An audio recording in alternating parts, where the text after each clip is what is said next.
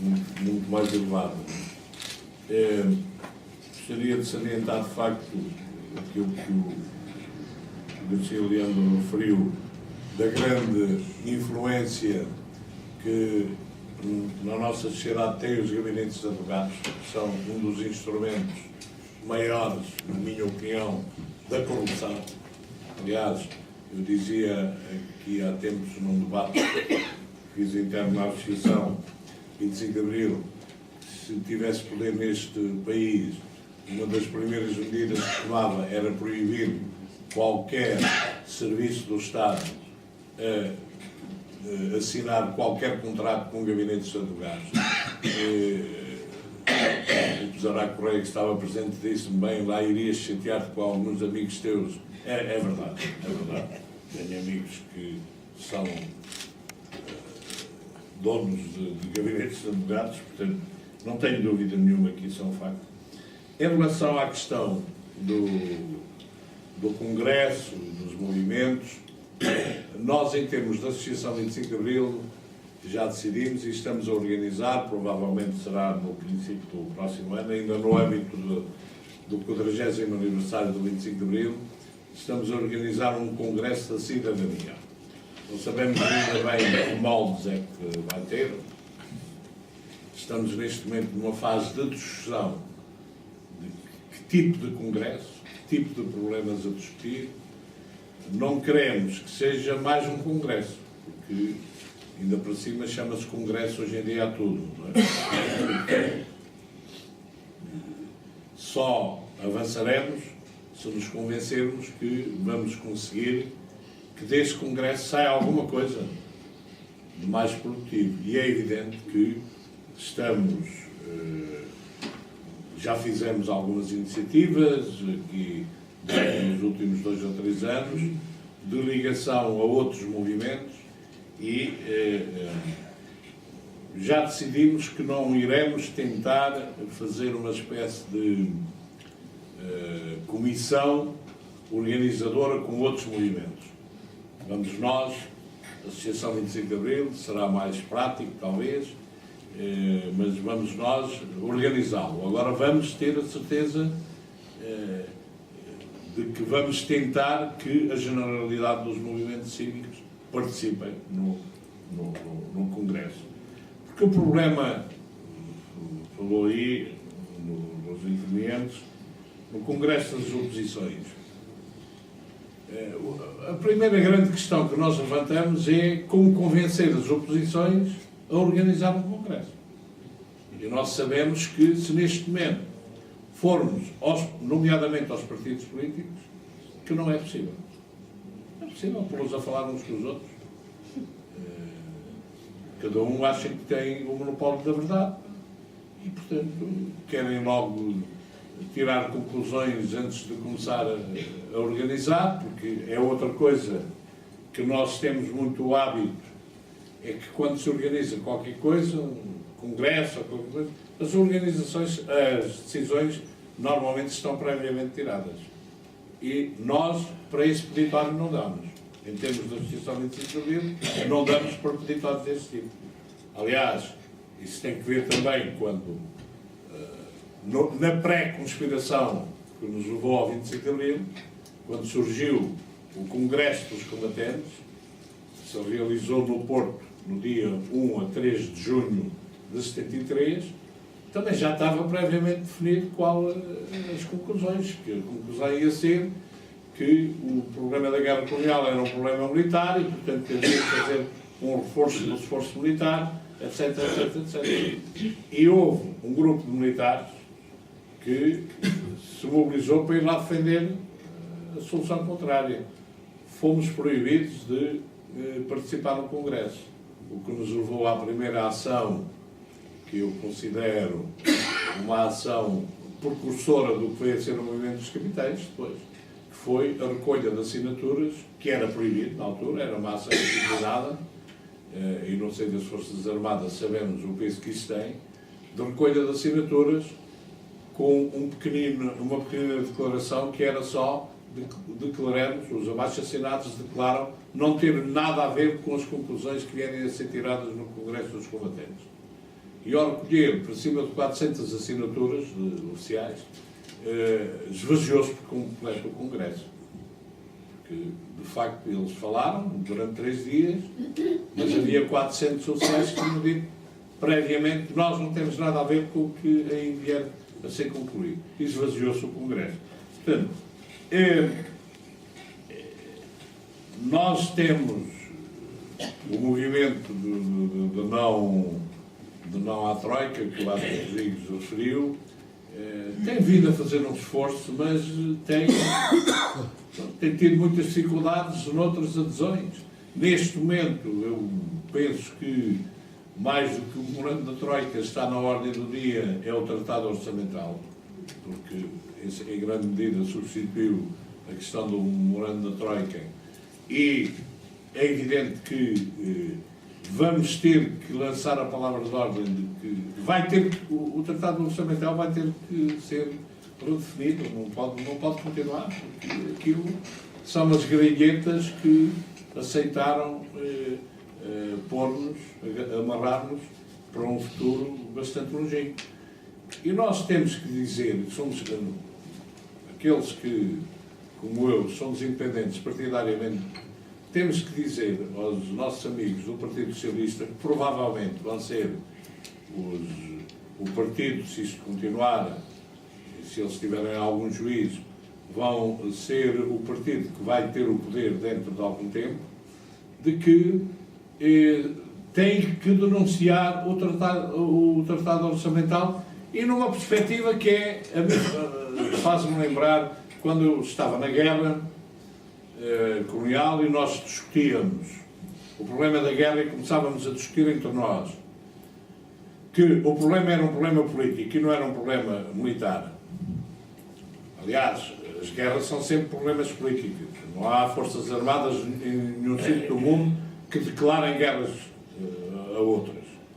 As guerras são sempre declaradas pelo poder político. As forças armadas fazem-nas para permitir ao poder político que resolva o problema que as levou a declarar a guerra e depois possa declarar a paz ou assinar a paz. Mas quando nós começávamos a discutir que o problema era político e não era militar, vinham logo algumas vozes a dizer: epá, isso é trair os que já cá morreram ou os que ficaram feridos. E, portanto, dentro dessa teoria, uma guerra uma vez iniciada é impossível de terminar, a não seja que um dos contentores seja eliminado pura e simplesmente pelos outros. Aqui estamos um bocado na mesma situação. Os homens responsáveis do PS, face à situação desastrosa em que nos colocaram, têm que ser capazes de dizer: sim senhor, nós em determinado momento assinámos o acordo, o pacto orçamental, mas chegámos à conclusão que é absolutamente impensável continuá-lo e nós assumimos, erramos, mas vamos ter que alterá-lo.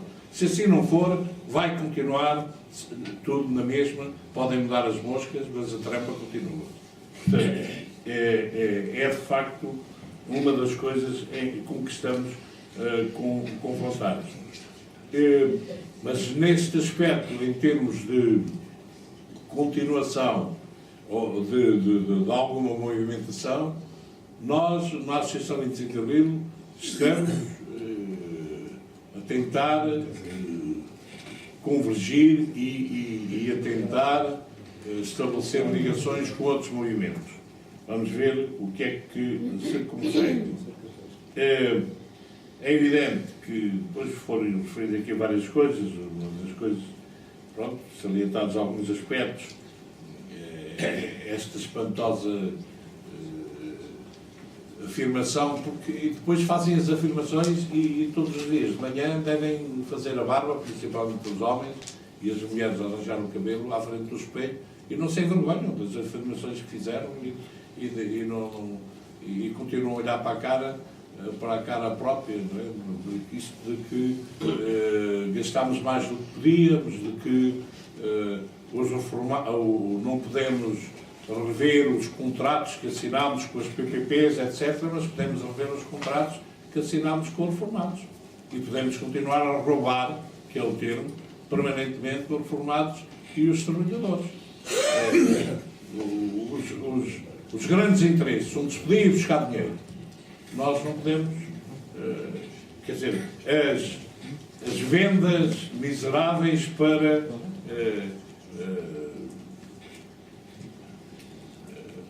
camuflar os déficits que se fazem e que depois ficam a pagar rendas enormes. Isto, de facto, comprar a EDP foi extraordinariamente lucrativo para quem a comprou. Não é lucrativo para os portugueses que a venderam, não é? Há aqui tantas coisas, mas é evidente que hoje estamos bem, começam eles a dizer, os mercados até gostam de nós. Então, e o que destruíram para nos levarem aqui? A diferença entre a situação em que nós estávamos e aquela em que estamos hoje. Ninguém é responsável. Ninguém é responsável. Quer dizer, então, os roubos concretos que nos fizeram no direito à saúde, no direito à educação, no direito a vencimentos, etc, etc. Ninguém é responsável. Vamos pôr uma borracha por cima disso e vamos partir da situação em que chegamos. Como é que é possível isso? Como é que é possível continuarem a ter, de facto, esta situação? Alterar o sistema democrático é uma questão, é de facto um problema que é muito pertinente e que é preciso falar-se. O novo papel do Estado, como disse ali o José Luz, com certeza. É evidente que a corrupção é inerente ao sistema, mas o problema é que, naturalmente, o sistema só se combate se combatermos as coisas negativas que o sistema tem, porque se quisermos combater o sistema sem ser através de combater as coisas negativas que o sistema tem, o sistema é uma figura que não existe, uma figura de retórica, não é? Já o meu amigo Dias da Cunha, em relação ao futebol, falava no sistema há bastante tempo, e viu-se depois, os apitos dourados e tudo, viu-se o que foi, mas como a justiça em Portugal não funciona, no futebol, ou seja, fora do futebol, é outro dos cancros tremendos que nós temos, é o não funcionamento da justiça, talvez o maior cancro. Temos que atacar isso. Temos que atacar, mas vocês reparem que com justificações absolutamente aberrantes,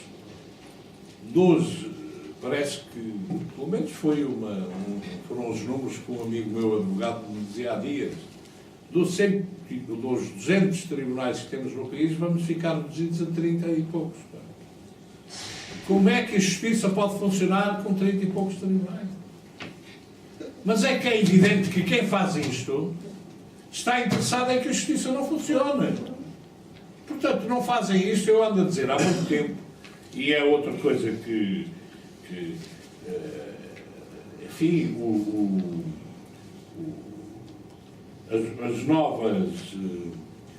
as novas ideias vão fazendo o seu caminho. Eu há 4 anos que escrevi, vem aí a revolta dos escravos. Bateram-me todos, valendo bem.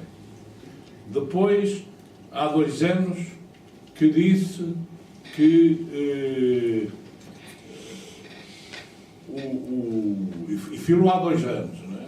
O poder em Portugal foi assaltado por um bando de mentirosos. Aqui Del Rey, só diga asneiras. Aí os feitores de opinião pública desataram a escrever, bem pagos, desataram a escrever, a dizer as asneiras umas a seguir às outras. Depois, quando o Mário Soares disse a mesma coisa, bateram-lhe a ele também. Mas depois calaram-se um bocadinho quando o Papa Francisco veio dizer exatamente o mesmo.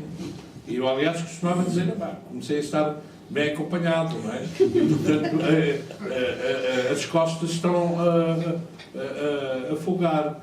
Portanto, é de facto, as ideias não são feitas, levam o seu tempo a consolidar-se, fazem o seu caminho. O problema da formação dos nossos partidos é evidente que quando nós olhamos para trás e olhamos, por exemplo, para a experiência do PRD, ficamos, eu encosto-me à parede, porque digo, como é que é, pá? Quer dizer, foi também uma esperança extraordinária, mas depois, posto prova, falhou de imediato. Falhou de imediato. E, de facto, isto é muito complicado. É muito complicado. Eu quero dizer-vos, eu já o disse publicamente, quero dizer-vos que este ano, quando fiz aquela intervenção que fiz no Largo do Carmo, pensei 2 ou 3 vezes, para não dizer mais algumas, antes de a fazer. Porque tive a noção de que estava a assumir ali posições e estava a abrir esperanças que depois criavam expectativas e que havia dificuldade em responder.